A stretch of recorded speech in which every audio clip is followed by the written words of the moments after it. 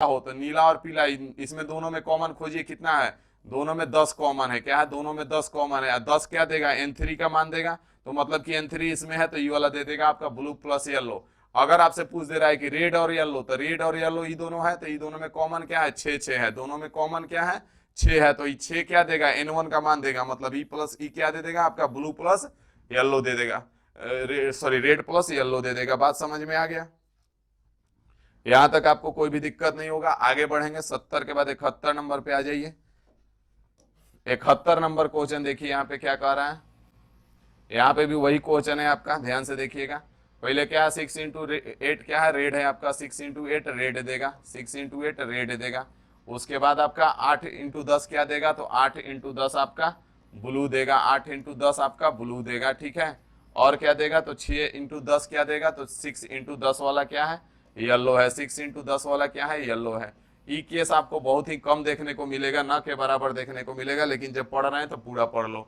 यहां से पूछा क्या, लाल और नीला, लाल और नीला, तो रेड और ब्लू, रेड और ब्लू पूछा है ना, तो इन दोनों में कॉमन क्या है, रेड और ब्लू इन दोनों में कॉमन 8 है। सॉरी यहाँ पे क्वेश्चन सेम हो गया है, यहाँ से 1 मिनट, ब्लू और येलो है, इंग्लिश में क्वेश्चन से ठीक है, यहाँ पे ब्लू और येलो हो जाएगा, नीला और पीला पूछा गया, क्वेश्चन क्या पूछा गया है, नीला और पीला, ठीक है।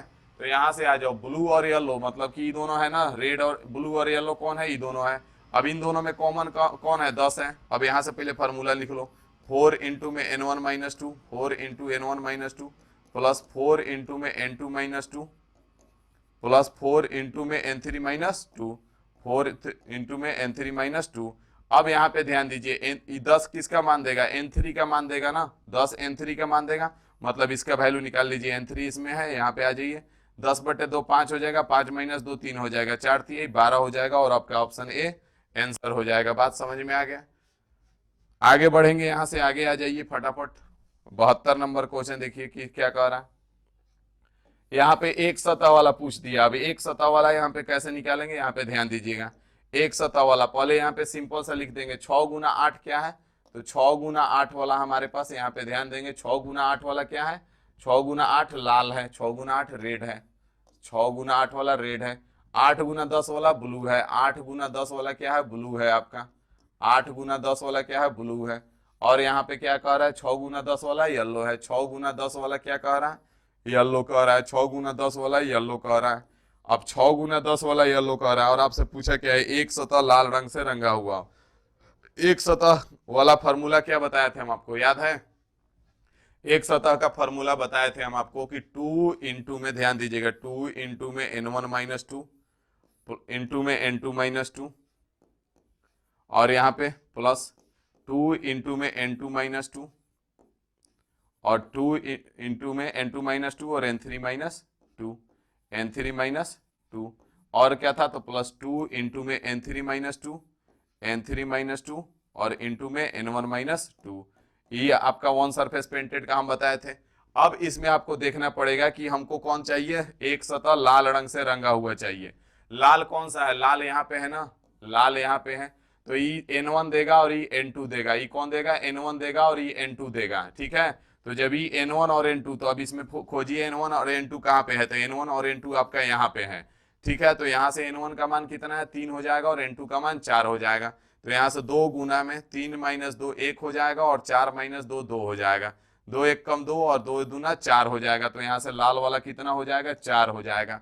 अगर आपसे केवल ब्लू वाला पूछा होता है, एक सतह रंगीन ब्लू वाला, तो यहाँ पे क्या है, 8 × 10 है, 8 क्या देगा, N2 देगा, और 10 N3 देगा। तो N2 और N3 खोज लीजिए कहाँ पे है, यहाँ पे है, तो आपको ये वाला दे देगा ब्लू वाला। अगर आपसे येलो वाला पूछता है, तो येलो वाला में क्या देगा, ये N1 का मान देगा और ये N3 का मान देगा। तो N1 और N3 किस में है, इसमें है, तो आपका ये वाला येलो वाला दे देगा।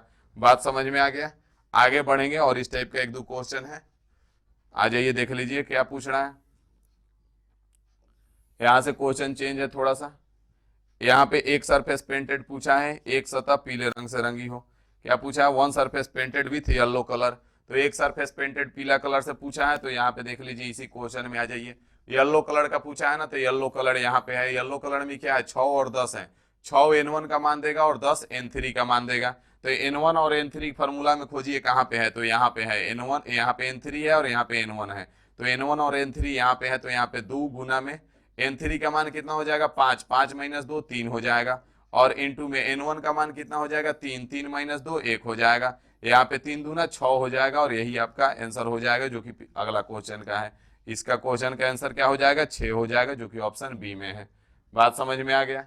आगे बढ़ जाइए 73 के बाद 74 नंबर पे आ जाइए, फटाफट 74 नंबर क्वेश्चन देख लीजिए क्या कह रहा है। बस खत्म होने वाला है, इसीलिए सोचा इसको खत्म कर देते हैं, तो फिर आप लोग कल परेशान होइएगा। एक दो क्वेश्चन और है।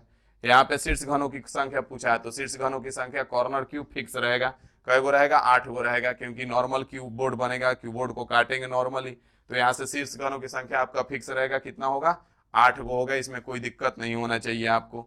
आगे बढ़ जाइए, यहाँ पे आ जाइए, अंतः केंद्रीय घनों की संख्या पूछा है, तो अंतः केंद्रीय घनों की संख्या यहाँ पे कितना हो जाएगा, अंतः केंद्रीय घनों की संख्या यहाँ पे कितना हो जाएगा, नो सरफेस पेंटेड, याद आ रहा है नो सरफेस पेंटेड, तो यहाँ से कलर से हमको कोई लेना देना नहीं है, तो यहाँ पे 8 है 10 है 12 है, 2 सेंटीमीटर का काट रहा है, तो n1 का मान कितना हो जाएगा 4 हो जाएगा, n2 का मान 10/2 करेंगे 5 हो जाएगा, और n3 का मान 12/2 करेंगे 6 हो जाएगा।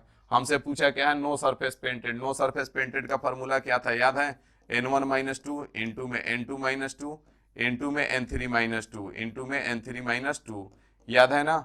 यहाँ से 4 - 2 2 हो जाएगा, यहाँ से 5 - 2 3 हो जाएगा, और यहाँ से 6 - 2 4 हो जाएगा, 2 3 6 चौका 24 हो जाएगा। अंतः केंद्रीय घन आपके कितने हो जाएंगे 24 हो जाएंगे। भाई साहब आगे बढ़ जाओ, यहाँ पे आ जाओ, यहाँ देख लो 76 नंबर क्वेश्चन क्या कह रहा है आपका। यहाँ से आपसे पूछा है टोटल क्यूब, कुल कितने घन बनेंगे, तो यहाँ पे n1 का मान आपका 4 है, n2 का मान कितना है, तो 10/2 5 हो जाएगा, और n3 का मान 12/2 करेंगे 6 हो जाएगा। आपसे पूछा क्या है, कुल कितने घन बनेंगे, कुल छोटे छोटे घन, तो इसके लिए तो नॉर्मल केस बनेगा n1 into n2 into n3, 4 5 20 छक्का 120 हो जाएगा, जो कि ऑप्शन डी में हो जाएगा, और यही आपका आंसर हो जाएगा। बात समझ में आ गया। 76 के बाद 77 नंबर क्वेश्चन देख लीजिए क्या कह रहा है। 77 नंबर क्वेश्चन यहाँ से आ जाइए। 77 नंबर क्वेश्चन यहाँ पे पूछा है कि दो सतह लाल और पीला रंग से, तो यहाँ पे पहले इसको लिखिए 8 गुना 10 वाला क्या दे रहा है, 8 गुना 10 वाला आपका येलो दे रहा है, सॉरी रेड दे रहा है, ध्यान दीजिएगा 8 गुना 10 रेड दे रहा है। उसके बाद 10 गुना 12 आपका क्या दे रहा है, ब्लू दे रहा है। 10 गुना 12 वाला क्या है, ब्लू है, नीला रंग से रंगा गया है। 10 गुना 12 ब्लू है, ठीक है। और 12 गुना 8 क्या है, येलो है। 12 गुना 8 आपका येलो है।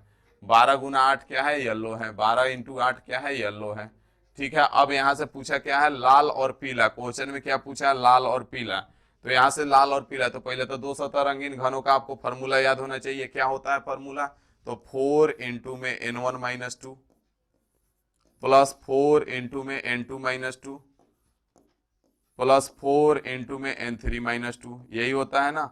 यहाँ पे फॉर्मूला हो जाएगा आपका। अब यहाँ से आपसे पूछा क्या है, लाल और पीला। लाल और पीला, तो लाल और पीला खोजिए। रेड यहाँ पे है, येलो यहाँ पे है, इन दोनों को मिला के पूछा है, तो इन दोनों में कॉमन ढूंढिए कहाँ पे है। कॉमन क्या है, इसमें भी आपका 8 है और इसमें भी 8 है। ये 8 क्या देगा, n1 का मान देगा ना, क्योंकि 8 n1 का मान देगा, 10 n2 का और 12 n3 का, तो 8 n1 का मान देगा। n1 का मान कितना हो जाएगा, 8/2 करेंगे 4 होगा। तो इसमें n1 कहाँ पे है, यहाँ पे है, मतलब रेड प्लस येलो कौन सा देगा, ई वाला देगा। अगर हम पूछे कि ई वाला कौन सा देगा, तो ई वाला n2 देगा, तो n2 कितना है, 10 है, दोनों में 10 है, तो मतलब कि रेड प्लस ब्लू अगर पूछ दे आपसे तो ई वाला दे देगा। अगर आपसे ब्लू प्लस येलो, मतलब कि यहाँ पे आ जाएगा क्या, ब्लू प्लस येलो, तो यहाँ पे 12 हो जाएगा। n3 का मान देगा, तो यहाँ से ई वाला दे देगा, ब्लू प्लस येलो। तो आपसे पूछा है रेड और येलो, लाल और पीला, तो यहाँ से लाल और पीला में क्या कॉमन है, दोनों में 8 है। n1 है, n1 का मान 4 हो जाएगा, 4 - 2 2 हो जाएगा, 4 दूना 8 हो जाएगा, और ऑप्शन ए आपका आंसर हो जाएगा। बात समझ में आ गया। और यहाँ से आ जाइए 78 नंबर क्वेश्चन देख लीजिए क्या पूछा है। यहाँ से एक सरफेस पेंटेड फिर से आपसे पूछ दिया है, ध्यान देंगे कैसे बनेगा। कोई बड़ा चीज नहीं है, बहुत ही आसान चीज है, हवा में उड़ा देंगे इसको। 8 गुना 10 क्या कह रहा है, 8 इंटू 10 आपका रेड है, 8 गुना 10 रेड है, ठीक है। 10 गुना 12 क्या है, तो 10 गुना 12 आपका 10 गुना 12 ब्लू है, ब्लू है। और 12 गुना 8 क्या है, तो 12 गुना 8 सर जी येलो है, पीला है, येलो है। यहाँ से अगर हम आपसे n1 का मान पूछे तो 8/2 हो जाएगा, n1 का मान पूछे तो 8/2 4 हो जाएगा, n2 का मान पूछे तो 10/2 5 हो जाएगा, और n3 का मान पूछे तो 12/2 6 हो जाएगा। यहाँ से पूछा क्या है, एक सतह वाला, तो एक सतह वाला फिर से फॉर्मूला लगाएंगे। एक सतह वाला फॉर्मूला क्या होता है, वन सरफेस पेंटेड का फॉर्मूला क्या होता था आपको पता होना चाहिए, 2 इंटू में n1 minus two, n1 minus two into में n2 माइनस टू, इंटू में n2 minus two plus 2 into में n2 minus two, n2 minus two into में n3 माइनस टू, इंटू में n3 minus two plus 2 into में n3 minus two, n3 minus two और into में n3 minus one, n3 minus one.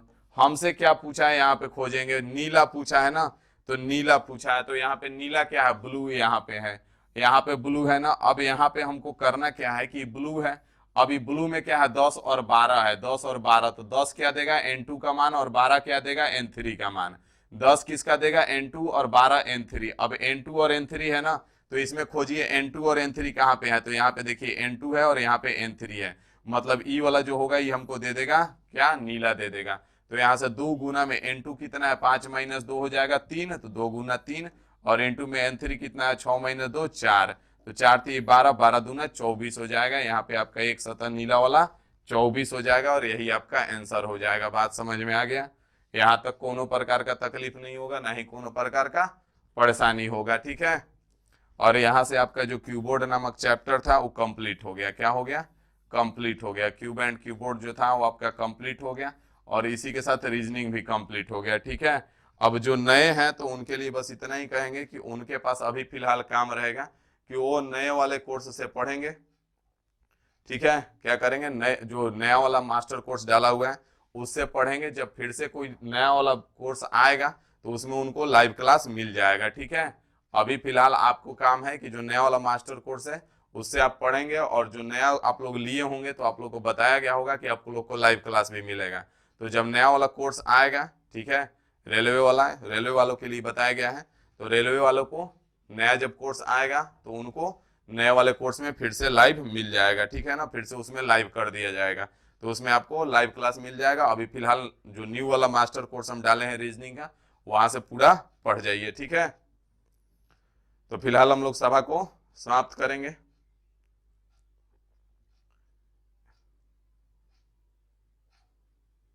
ठीक है ना, तो चलिए फिलहाल हम लोग सभा को समाप्त करते हैं। कोई दिक्कत नहीं है ना, कोई परेशानी है तो बताइए आप लोग। सर कल से लाइव क्लास नहीं कर, रीजनिंग का कोर्स आपका खत्म हो गया,